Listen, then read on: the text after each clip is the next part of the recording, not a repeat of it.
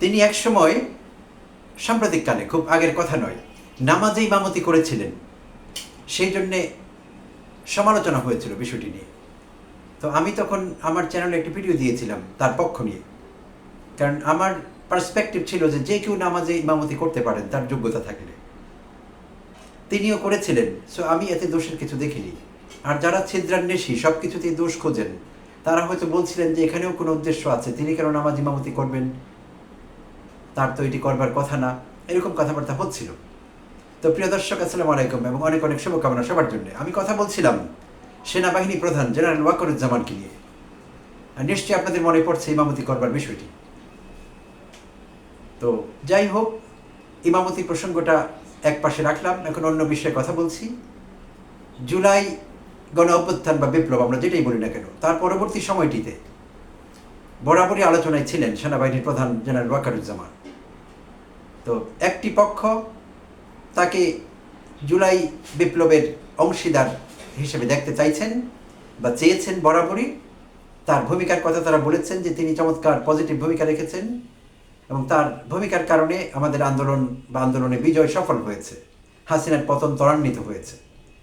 একটি পক্ষ যারা তাকে আন্দোলনের পার্টনার হিসেবে দেখতে চাইছেন তারা এইভাবেই কথা বলছেন, বা তাদের পার্সপেক্টিভ এরকমই তার বিষয়ে।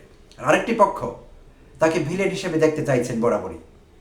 তাদের বক্তব্য হলো যে না, তিনি আন্দোলনে স্বতঃস্ফূর্তভাবে অংশগ্রহণ করেননি, ছাত্র জনতাকে সহযোগিতা করবার জন্য তিনি এসেছিলেন হাসতে হাসতে, এরকম না, তিনি বাধ্য হয়ে সহযোগিতা করেছিলেন।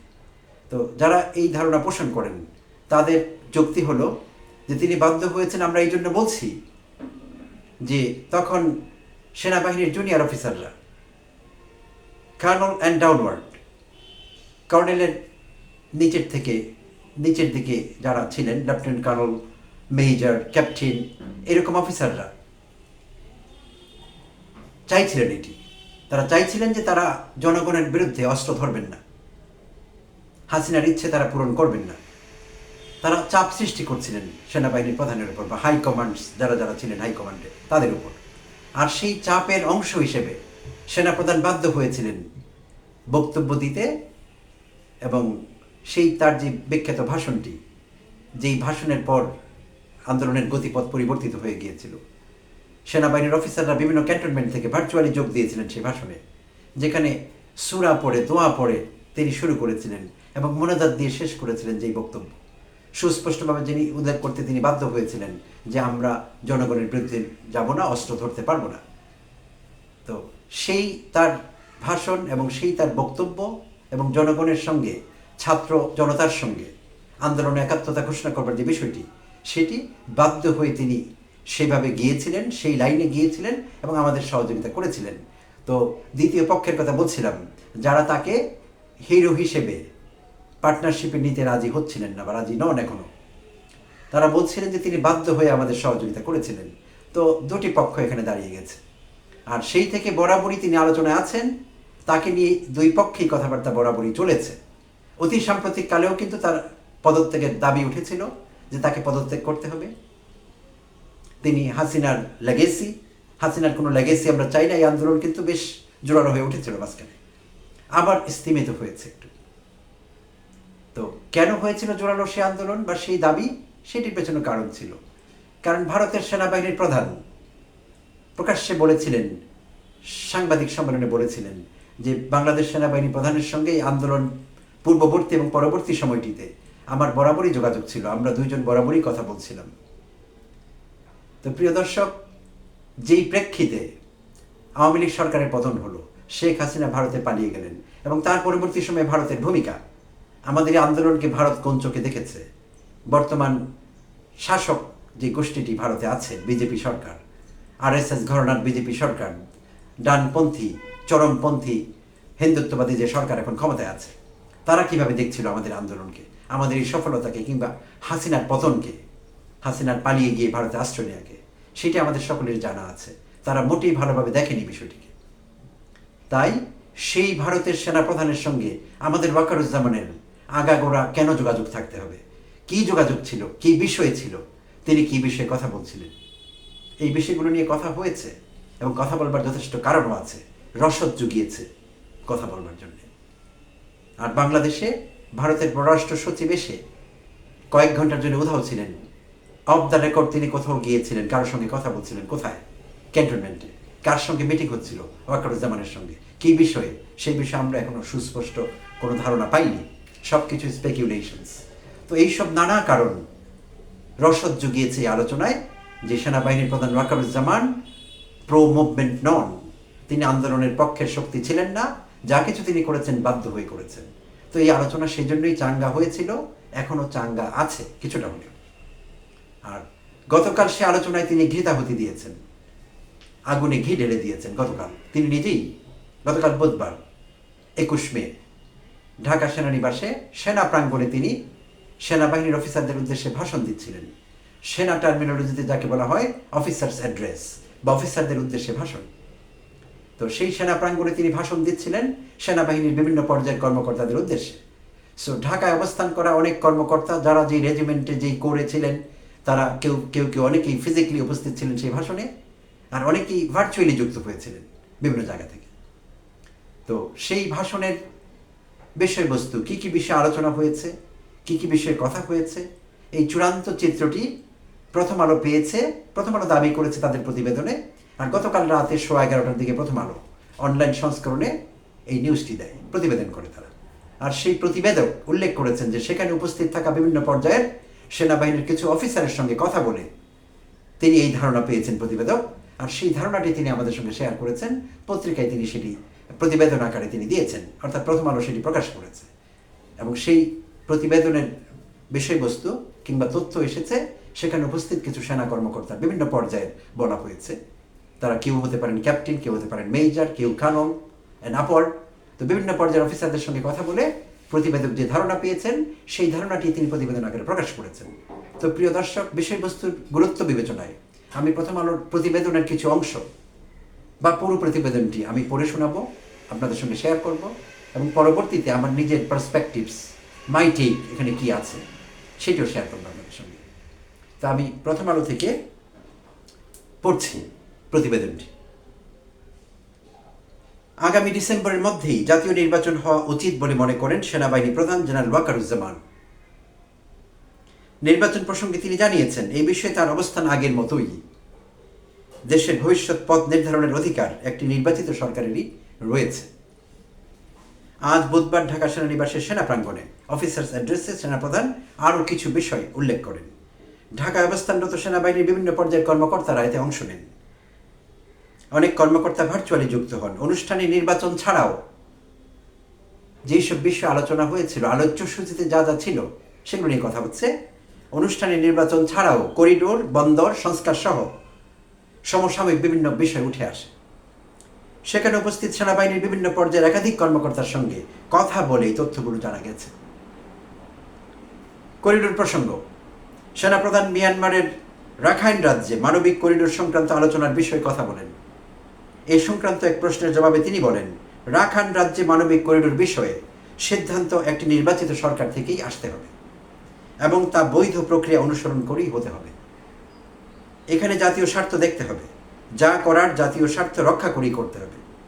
যাই করা হোক না কেন পলিটিক্যাল কনসেনসাসের মাধ্যমে সেটি করতে হবে, রাজনৈতিক ঐকমত্যের ভিত্তিতে সেটি করতে হবে। মব ভায়োলেন্স বা উশৃঙ্খল জনতার সংঘবদ্ধ বিশৃঙ্খলা বা আক্রমণের বিরুদ্ধেও কঠোর বার্তা দিয়েছেন জেনারেল ওয়াকারুজ্জামান। তিনি বলেন, আইন শৃঙ্খলা পরিস্থিতি নিয়ে সেনাবাহিনী এখন আরও কঠোর অবস্থানে যাচ্ছে। সংঘবদ্ধ জনতার নামে বিশৃঙ্খলা বা সহিংসতা আর সহ্য করা হবে না। বন্দর প্রসঙ্গ, চট্টগ্রাম বন্দরের নিউ মোরিং কন্টেইনার টার্মিনাল পরিচালনায় দায়িত্ব বিদেশিদের হাতে দেওয়া নিয়ে সাম্প্রতিক আলোচনা ও বিতর্কের বিষয়ে কথা বলেছেন সেনাপ্রধান। এই সংক্রান্ত এক প্রশ্নের উত্তরে তিনি বলেন, এখানে স্থানীয় মানুষ ও রাজনৈতিক নেতাদের মতামত প্রয়োজন হবে। রাজনৈতিক সরকারের মাধ্যমে এই ধরনের সিদ্ধান্ত নেওয়া উচিত। প্রিয় দর্শক, আমি যখন এই প্রতিবেদন পড়ছি আমার কাছে মনে হচ্ছিল বিএনপি হাই আপস, বিএনপি নেতা কর্মীদের বিএনপির পক্ষ থেকে তৈরি করা কোনো স্ক্রিপ্ট সেনাবাহিনীর প্রধান পাঠ করছেন। এই কথাগুলো বিএনপি বরাবরই গত 2-1 মাস ধরে বলছিল বিএনপি নেতা কর্মীরা। সংস্কার প্রসঙ্গে জেনারেল ওয়াকারুজ্জামান বলেন, কি সংস্কার হচ্ছে, কিভাবে হচ্ছে এই বিষয়ে তার কিছু জানা নেই।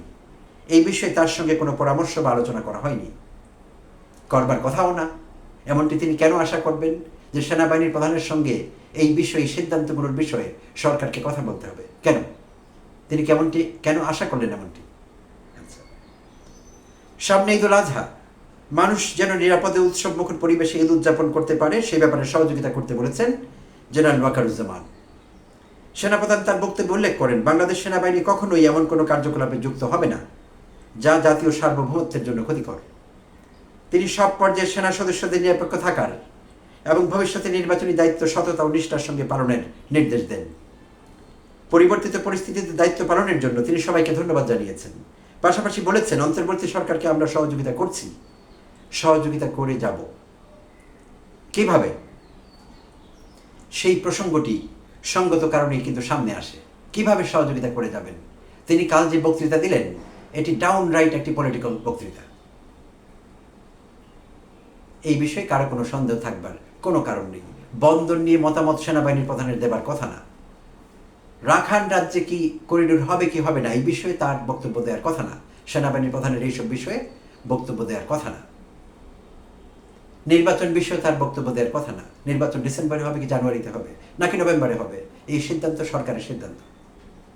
প্রধান উপদেষ্টার কাছ থেকে এইসব সিদ্ধান্তগুলো আসতে হবে, সেনাবাহিনীর প্রধানের কাছ থেকে না। বাট তিনি পরোক্ষে এমনটাই করবার চেষ্টা করলেন, সিচুয়েশনকে ম্যানিপুলেট করবার চেষ্টা করলেন। এটি অত্যন্ত পরিষ্কার।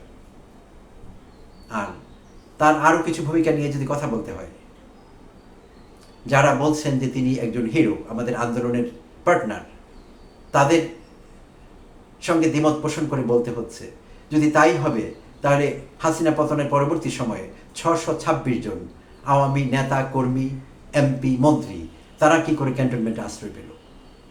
কার ভরসায়, কার সহযোগিতায় তারা ক্যান্টনমেন্টে আশ্রয় পেল?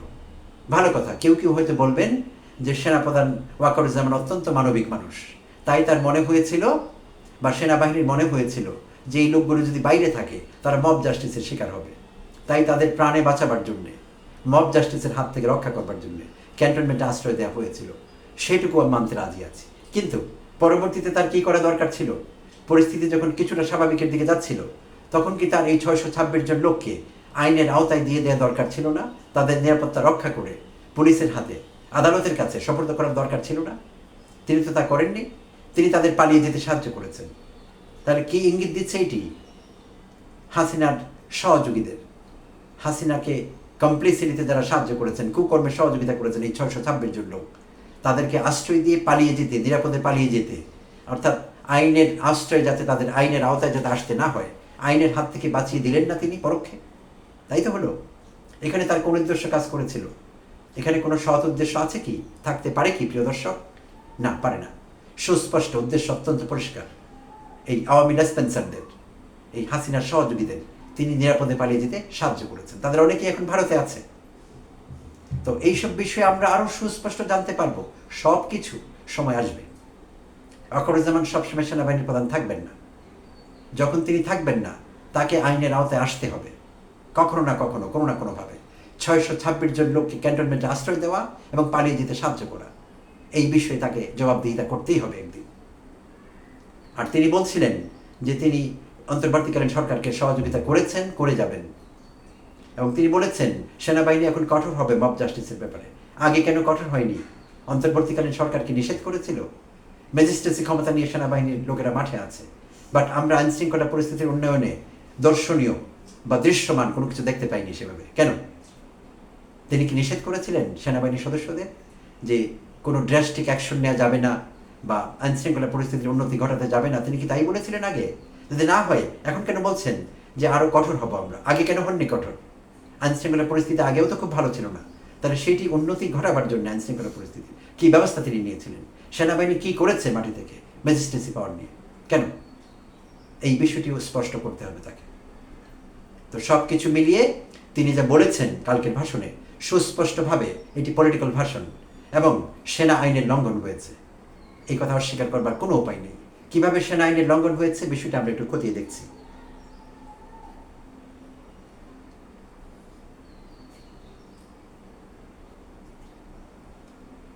প্রিয় দর্শক, আমরা একটু দেখে নিই কীভাবে তিনি সেনা আইনের লঙ্ঘন করলেন পলিটিক্যাল ভাষণ দিয়ে।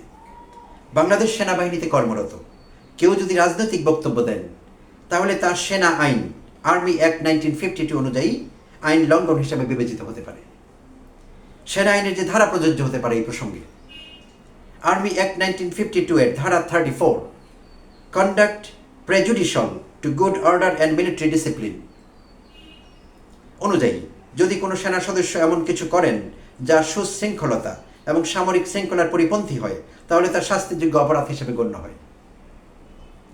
আরও প্রাসঙ্গিক নির্দেশনা, বাংলাদেশ সেনাবাহিনীর অভ্যন্তরীণ বিধিমালায় যা প্রকাশ্যে পাওয়া যায় না, অভ্যন্তরীণ বিধিমালা ইন্টারনাল কিছু বিষয় আছে, সাধারণত স্পষ্টভাবে উল্লেখ থাকে যে কর্মরত সেনা সদস্য কোনো রাজনৈতিক কর্মকাণ্ডে অংশ নিতে পারবেন না, কোনো রাজনৈতিক দলের পক্ষে বা বিপক্ষে প্রকাশ্যে মন্তব্য বক্তব্য দিতে পারবেন না, মিডিয়া বা সামাজিক যোগাযোগ মাধ্যমে রাজনৈতিক বিষয়ে মতামত প্রকাশ নিষিদ্ধ। এটি সেনাবাহিনীর নিরপেক্ষতা, শৃঙ্খলা ও সংবিধান রক্ষার অঙ্গীকার নিশ্চিত করার জন্য বাধ্যতামূলক। শাস্তি অর্থাৎ এই নিয়মকানুনের ব্যতিক্রম ঘটলে কেউ যদি এইসব লঙ্ঘন করেন তার জন্য কি শাস্তির ব্যবস্থা রাখা আছে। এই ধরনের আচরণের জন্য সেনা আইনের আওতায় বিভিন্ন শাস্তি হতে পারে, যেমন সতর্কীকরণ, পদাবনতি, চাকরিচ্যুতি, কারাদণ্ড আন্তঃবাহিনী আদালতের রায় অনুযায়ী। বাংলাদেশ সেনাবাহিনীতে চাকরিরত কেউ যদি রাজনৈতিক বক্তব্য দেন তার সেনা আইন লঙ্ঘন করে এবং সেই অনুযায়ী শাস্তিযোগ্য অপরাধ হিসেবে বিবেচিত হয়। প্রিয় দর্শক, কমেন্টে জানাবেন ওয়াকারুজ্জামান সেনা আইন লঙ্ঘন করেছেন কিনা। যদি করে থাকেন তাহলে তিনি এইসব শাস্তির আওতায় আসতে পারেন কিনা, আসা উচিত কিনা। আর অন্তর্বর্তীকালীন সরকারকে তাদের অবস্থান সুস্পষ্ট করতে হবে। হয় তাদের বলতে হবে যে সেনাবাহিনীর প্রধান যা বলেছেন সেটি রাজনৈতিক বক্তৃতা না, এই বক্তব্য ঠিক আছে, গ্রহণযোগ্য, কোনো আইনের লঙ্ঘন হয়নি, সেনা আইনের ব্যত্যয় ঘটেনি, তাদেরকে এটি পরিষ্কার করতে হবে। কারণ জনমনে এখন বিভ্রান্তি তৈরি হয়েছে। কালকে রাত থেকে এই আলোচনা সর্বস্তরে সব জায়গায় চলছে তার এই ভাষণ নিয়ে। অন্তর্বর্তীকালীন সরকারের প্রধান উপদেষ্টা অধ্যাপক ডক্টর মোহাম্মদ ইউনূসকে বিষয়টি পরিষ্কার করতে হবে। হয় তাদের জানাতে হবে যে এটি আইনের কোনো লঙ্ঘন হয়নি, তারা এটিকে স্বাভাবিকভাবে দেখছেন, অথবা তাদের বলতে হবে ওয়াকারুজ্জামানের বক্তৃতা পলিটিক্যাল ছিল। আর যদি পলিটিক্যাল হয় তাহলে তিনি শাস্তির আওতায় আসবেন। The message is clear, full stop or period, এরপরে কোনো কথা নেই। ধন্যবাদ প্রিয় দর্শক, ভালো থাকবেন।